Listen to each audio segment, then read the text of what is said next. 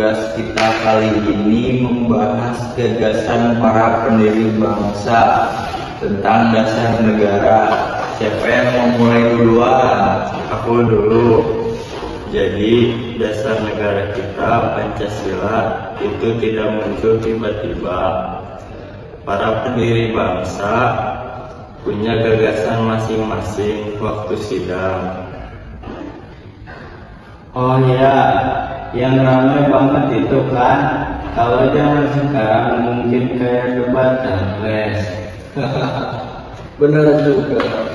Cuma bedanya ini bukan rebutan kursi, tapi cari dasar untuk negara baru yang merdeka.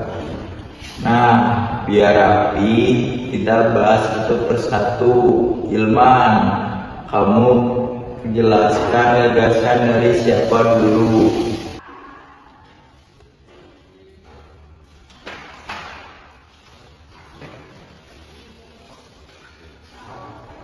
Yang pertama, I.R. Soekarno. Beliau menyampaikan gagasan Pancasila pada 1 Juni 1945. Isinya, kebangsaan Indonesia, kemanusiaan, mufakat demokrasi, kesejahteraan sosial, dan ketuhanan yang berkebudayaan. Tapi waktu itu belum disebut Pancasila ya. Betul, justru Soekarno lah yang pertama kali menyebut istilah Pancasila sebagai dasar negara. Aku suka bagian ketuhanan dan berkebudayaan. Artinya kita bebas beragama, tapi tetap saling menghormati kan. Ya, itu yang membuat Indonesia bisa bersatu meski berbeda-beda.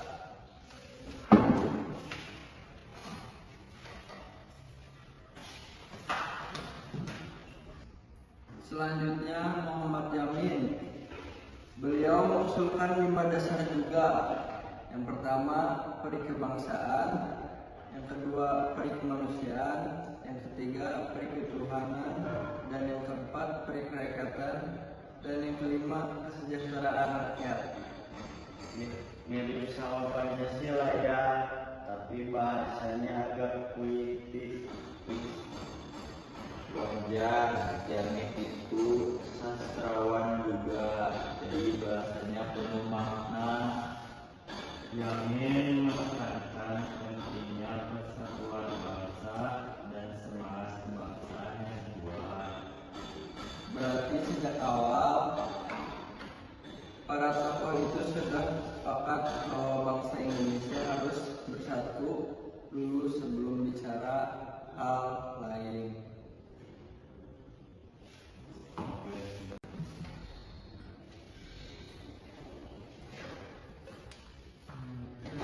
Sekarang giliran Profesor Supomo. Beliau ahli hukum dan punya pandangan yang agak beda.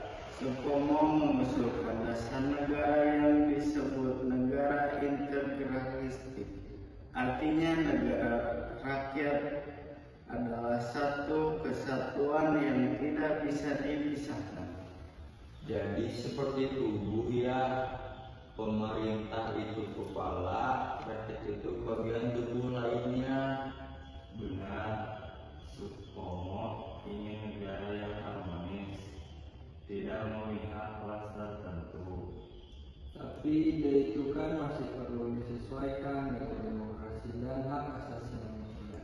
Iya, makanya akhirnya semua gagasan itu digabung lalu jadi Pancasila yang kita pakai sekarang.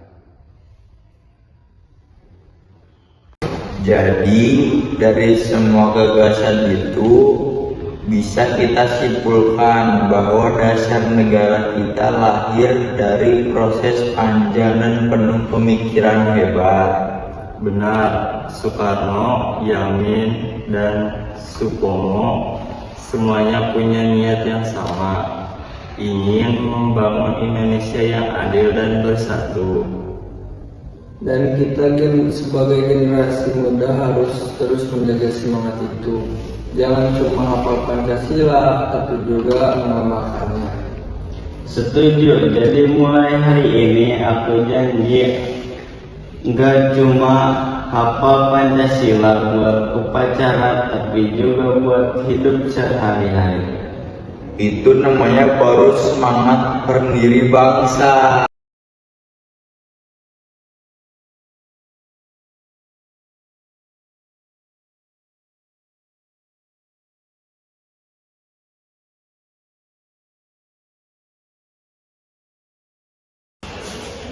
Halo teman-teman, saya di sini akan menjelaskan tentang gagasan para pendiri bangsa Indonesia berpusat pada Pancasila sebagai dasar negara yang meliputi ide-ide tentang kebangsaan, manusia, demokrasi, mufakat, kesejahteraan sosial, dan ketuhanan.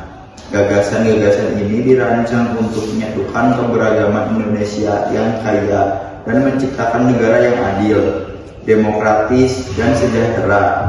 Para pendiri bangsa juga menekankan pentingnya persatuan, kesatuan, hak asasi manusia, dan pemerintahan yang kuat.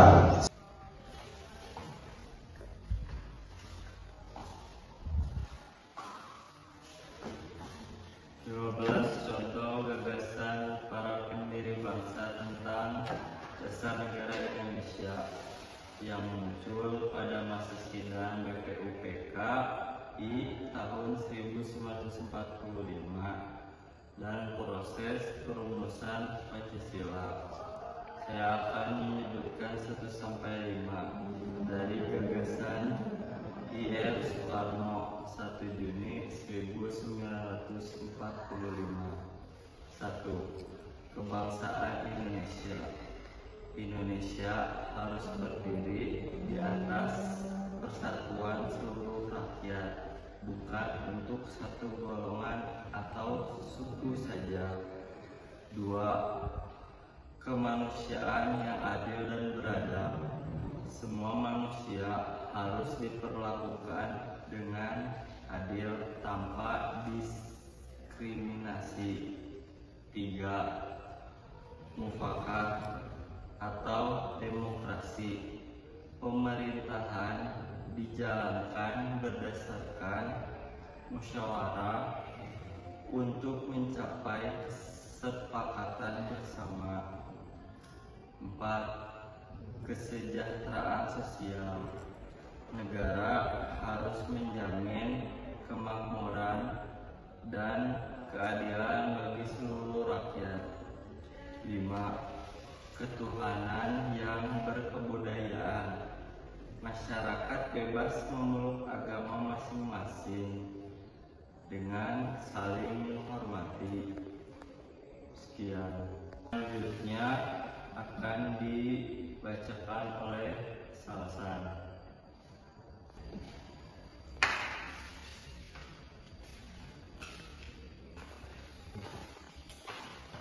Saya akan melanjutkan bacaan dari Hilman.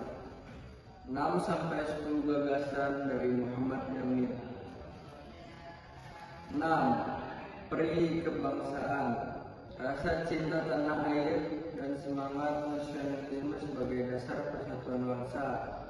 7. Peri kemanusiaan. Menjunjung tinggi hak dan martabat manusia. 8. Peri ketuhanan. Keyakinan kepada Tuhan Yang Maha Esa sebagai dasar moral bangsa. 9. Peri kerakyatan. Pemerintahan dari rakyat, oleh rakyat, dan untuk rakyat. 10. Kesejahteraan rakyat.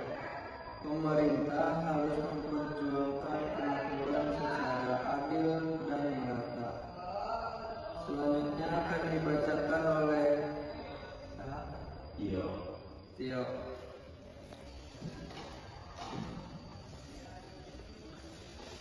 Saya akan melanjutkan pernyataan dari Ilman dan Salsan. 11. Negara integralistik. menyadari bahwa setiap warga punya peran penting dalam menjaga persatuan bangsa. 12. Persatuan pemerintah dan rakyat patuh terhadap peraturan sekolah dan negara karena dibuat demi kebaikan bersama. 3. Harmonisasi sosial, menjaga kerukunan antar warga meski berbeda pendapat.